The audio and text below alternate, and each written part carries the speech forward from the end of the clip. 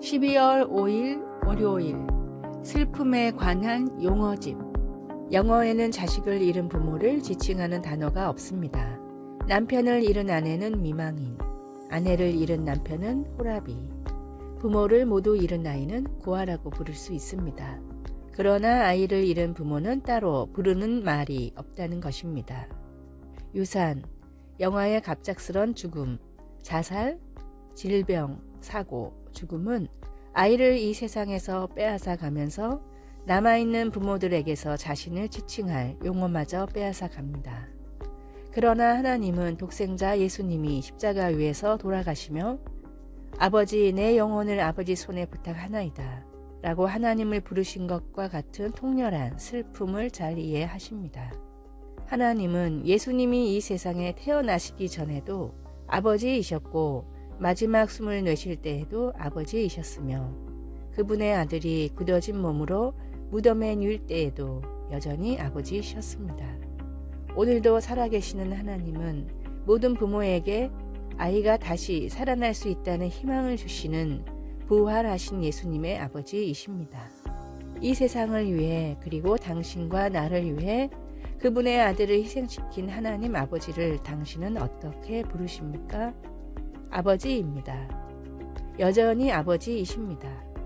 슬픔에 관한 용어집에서 상실의 아픔을 표현할 단어를 찾을 수 없을 때에도 하나님은 우리의 아버지이시고 우리를 그분의 자녀로 불러주십니다. 말씀, 예수께서 큰 소리로 불러 이르시되 아버지 내 영혼을 아버지 손에 부탁하나이다. 누가복음 23장 46절. 찬송 424장 아버지여 나의 마음을. 기도, 사랑하는 하나님 아버지, 저의 아버지가 되어주시고 저를 아버지의 자녀라고 하시니 감사합니다. 예수님의 이름으로 기도드립니다. 아멘.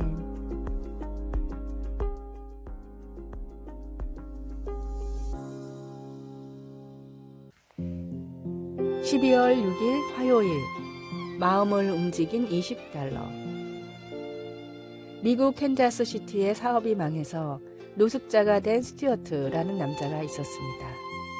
그는 추운 크리스마스에 도저히 배고픔을 참을 수 없어 식당에 들어가 닥치는 대로 음식을 시켜 먹었습니다. 그리고 지갑을 잃어버린 척 연기를 했지만 누가 봐도 노숙자의 핑계로만 보였습니다. 그러나 이 모습을 딱하게 본 식당의 주방장은 바닥에 당신 돈이 떨어졌다며 $20를 건넸습니다. 주방장은 $20를 주며 내가 떨어뜨린 돈이라고 했지만 난 내 돈 아니라는 걸 알고 있었습니다. 그 일을 계기로 어려운 이웃을 돕기로 결심한 스튜어트는 케이블 TV와 통신 사업으로 큰 돈을 벌면서 연말이면 거리에서 지폐를 나눠주기 시작했습니다. 그가 몰래 나눠준 돈은 26년 동안 $130만, 우리 돈 13억 원에 이릅니다. 26년간 크리스마스에 몰래 이웃을 찾아가 돈을 나눴던 스튜어트는 식도암에 걸리자 그동안의 선행을 모두 공개하며 은퇴를 선언했고 이제 다른 얼굴 없는 산타들을 통해 아름다운 나눔이 미국 전역에 이루어졌으면 한다는 바람을 전했습니다. 주방장의 $20는 단돈 $20가 아니라 사람의 마음을 움직인 선행이었습니다. 나와 삶을 구원한 하나님의 사랑을 느끼신다면 평생토록 그 사랑을 전하십시오. 오늘의 말씀, 주라 그리하면 너희에게 줄 것이니 곧 후히 되어 누르고 흔들어 넘치도록 하여 너희에게 안겨주리라. 너희가 헤아리는 그 헤아림으로 너희도 헤아림을 도로 받을 것입니다. 누가복음 6장 38절. 오늘의 찬송 405장 주의 친절한 팔에 안기세. 오늘의 만나, 구원받은 감격의 순간을 항상 가슴에 품고 살게 하소서. 하나님의 사랑이 담긴 위로와 선행을 말이 아닌 행동으로 베풉시다.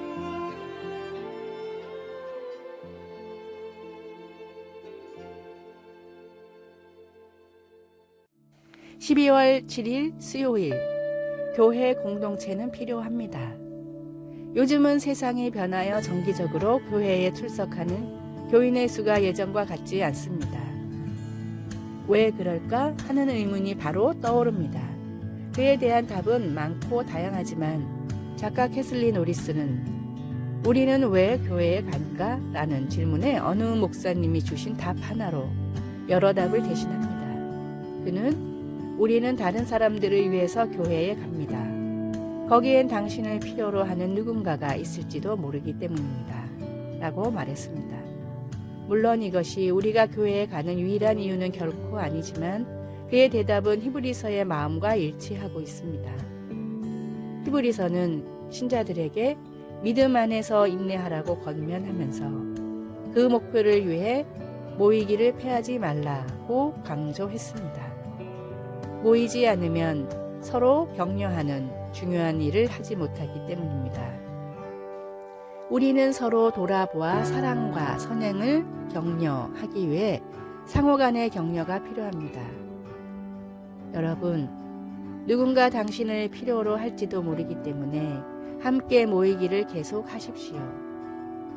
어쩌면 반대로 당신에게 그들이 필요할지도 모릅니다. 말씀, 모이기를 패하는 어떤 사람들의 습관과 같이 하지 말고 오직 권하여 그날이 가까움을 볼수록 더욱 그리하자.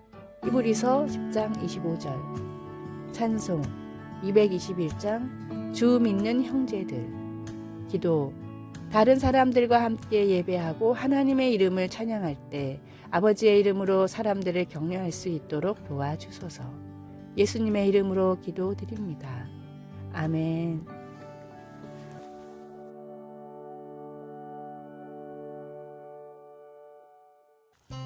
12월 28일 목요일, 그리스도인의 자기소개. 살다 보면 의외로 자기소개를 하는 경우가 많습니다. 우리는 대부분 자신의 직업이나 나이, 사는 곳을 말하게 되는데 18초 자기소개법이라는 책에는 이런 방법들이 무조건 피해야 할 잘못된 자기소개라고 나와 있습니다. 다음은 이 책이 설명하는 제대로 된 자기소개에 들어가야 할 3가지 사항입니다. 첫째, 내가 제공할 미래. 나에게 상대방이 기대할 수 있는 것이 무엇인지 들어가야 합니다. 둘째, 실적. 내가 이룬 과거 실적의 토대가 있어야 미래를 설명할 수 있습니다. 셋째, 듣는 이에게 바라는 행동. 내가 듣는 이에게 기대하는 행동이 들어가야 합니다. 한마디로 인상 깊은 자기소개를 하려면 어디에 사는 누구입니다가 아니라 초등학교 때부터 모은 용돈으로 투자를 해서 대학 등록금을 마련한 사람입니다. 저를 뽑아주시면 회사를 위해 최고의 투자 기회를 찾아내겠습니다. 라고 해야 한다는 뜻입니다. 누군가에게 나를 설명할 때 나의 정체성은 무엇입니까? 나의 믿음과 신앙을 나타낼 수 있는, 그리고 복음을 잠시라도 전할 수 있는 최고의 자기소개를 준비하십시오.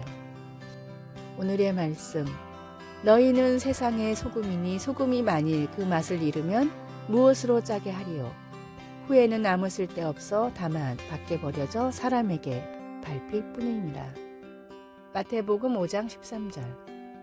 오늘의 찬송 620장 여기에 모인 우리. 오늘의 만나, 하나님의 자녀라는 정체성을 잊지 않고 또 세상에 알리게 하소서. 인상 깊은 자기소개를 써봅시다.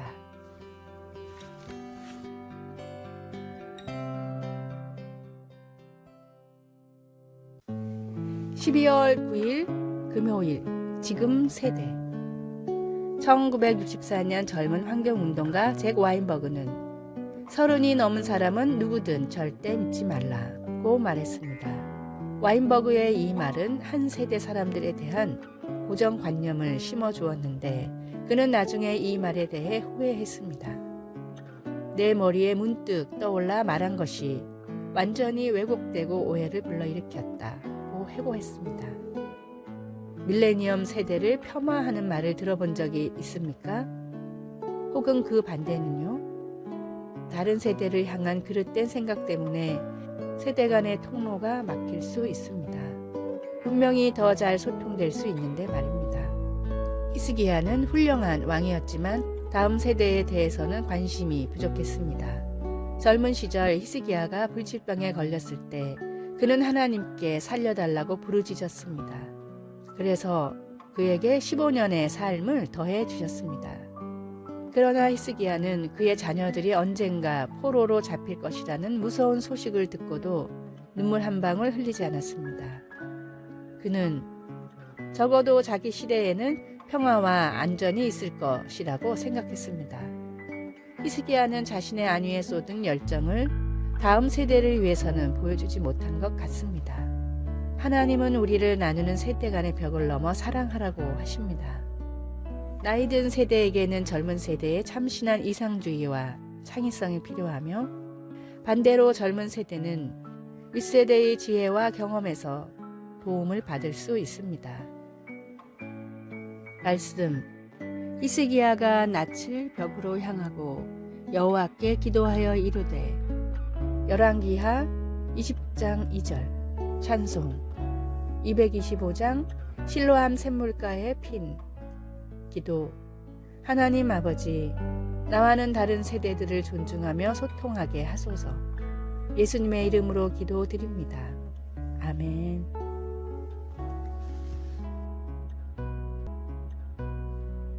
아래의 빨간색 글자 구독을 누르시어 더 많은 전도의 열매를 맺으시기를 기도합니다.